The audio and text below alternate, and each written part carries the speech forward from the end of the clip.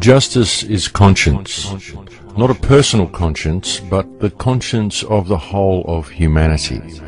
And those who clearly recognize the voice of their own conscience usually recognize also the voice of justice. And that was said by Alexander Solzhenitsyn.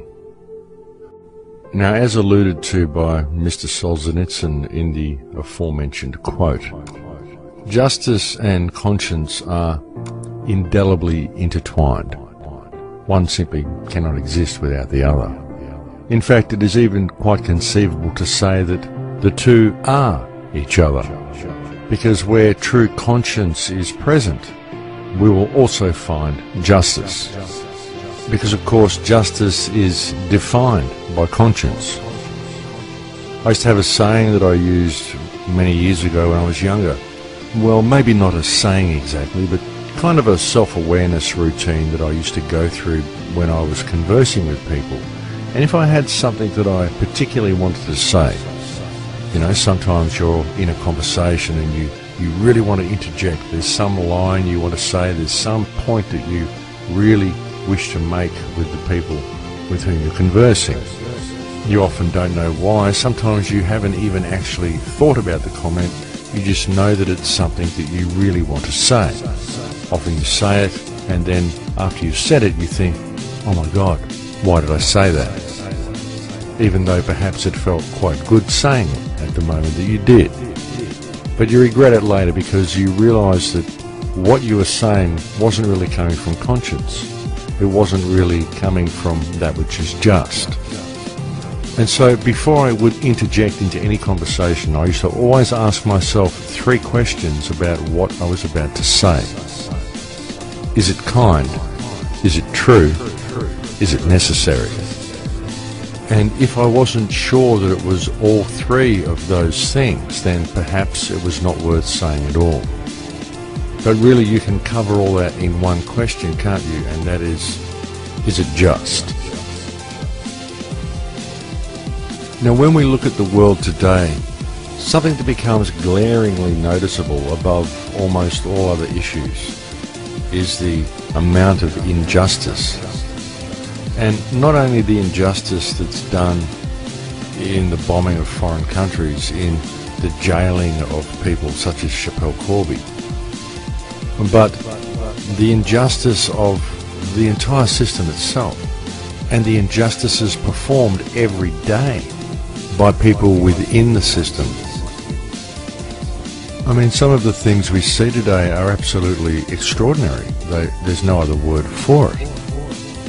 I recently saw a report, and I have it posted on the Crow House, of Marianne Godboldo, who stood up to protect her child from child services and essentially from the state, because the state wished to give the child psychotropic medication and behaviour management medication.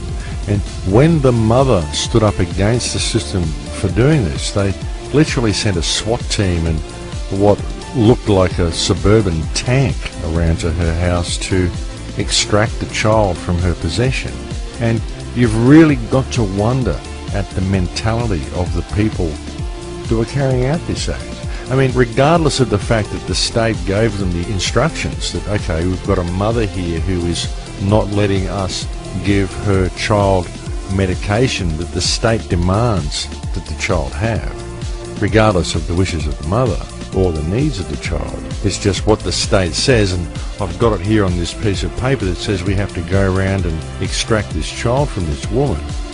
And look, if you were a police officer or you were part of the National Guard or whichever group it was, the SWAT team that was going and terrorising this woman, when you looked at the paper and it displayed the amount of force that you had the ability to use to extract this child from this woman in order to medicate the child, would not conscience dictate that you question this order?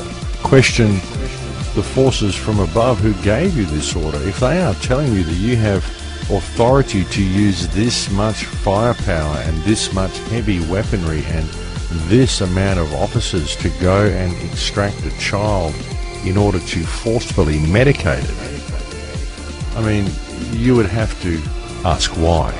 You simply would if you were in any state of conscience. So you've got to question why people would behave in this manner and how they would justify their actions, why they would think this way. And of course, when you look at it, what you find is that people think this way because they have been trained to think this way, because they have been trained to look and act externally from their own conscience. And it's very interesting to see how prevalent this is in our society. It's interesting to see how prevalent it is within the banking system, within the political system, within the police structure. All of these types of institutions act absolutely without empathy, without any conscience or justice whatsoever.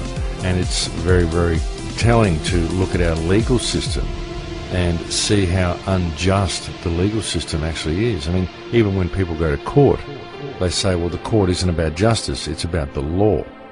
But the law is created by people, and if the law is unjust, then what is it doing as a law? How can that be? How can we create a system of legal guidelines if these legal guidelines are unjust? How can we have a monetary system that is designed to perpetuate scarcity and have this system function within legal parameters and call it a just system? And how can people operate within these systems with any degree of conscience? And of course the answer to that is that people do operate within these systems, and they do justify their actions by the training that they've had and the beliefs they have of what is important, what is real within reality. And unfortunately, what most people perceive to be real within reality is essentially that which is unreal. They perceive the economic system and the set of rules and guidelines that have been imposed upon society by politicians and banking interests to be real, when in fact these things are the most fictional aspects of our whole social system. And they are the fictional aspects that have been so very instrumental in enslaving the population and in stealing and extracting everything that is real from the people and making it the property of the state. And what is the state? The state is the system of control that is in place that allows the people within the state to only ever have just the bare essentials of what they need in order to survive. And it trains them that if they want to achieve more than that, then they need to do it at the expense of the people around them, by profiting from the people around them and by controlling the people around them. Life is about power, life is about acquisition, and at the end of life, the one with the most wins.